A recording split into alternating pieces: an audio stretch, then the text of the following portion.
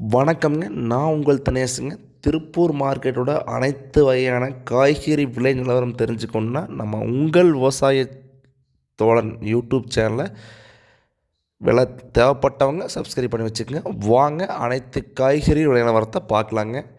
மிளகாய்ங்க, பச்சை மிளகாய்ங்க 18 கிலோ கொண்ட பை பொடி மிளகாய் 300க்கும் ஃபஸ்ட் குவாலிட்டி பெருவிட்டு 500க்கும் விற்பனையாக இருக்குதுங்க. முருங்கைக்காய் வரத்து இல்லைங்க.